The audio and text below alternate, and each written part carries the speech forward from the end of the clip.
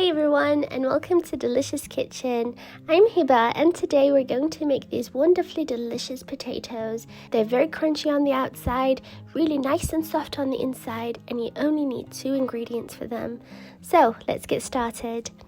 First, you're going to peel and dice some potatoes. You can use any potatoes that you like for this, and you can use as many potatoes as you want. I used 4, which yielded 2 portions. And you want to make sure that you cut them evenly so that they cook evenly. Then add your potatoes to a pot and fill it with water and season generously with some salt. Potatoes are amazing, but they're not really good when you haven't seasoned them properly, so make sure you do that. Boil your potatoes until they're nice and tender and then mash them up. After you've mashed them, add in half a cup of flour and just keep mixing. Mix until very well combined and everything is incorporated and well combined. Then you want to flour your surface and dump your potatoes onto your floured surface. Here I just tried to make it into a log shape so that I can easily cut it into bite-sized pieces.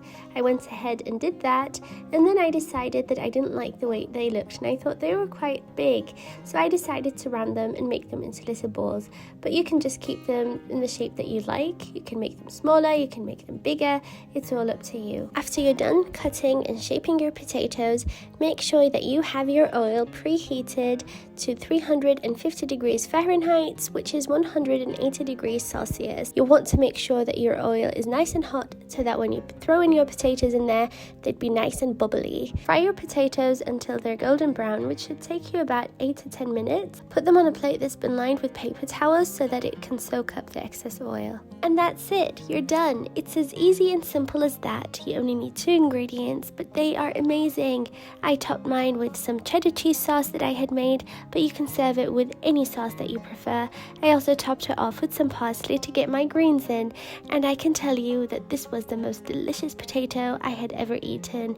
It was so crunchy on the outside, so soft on the inside, and I just couldn't stop myself. I wolfed it down so fast, and yeah, I hope you enjoy this. I hope you enjoyed watching the video. Thank you so much for watching. Please give it a thumbs up if you've liked it, and don't forget to subscribe to my channel for more easy and delicious recipes.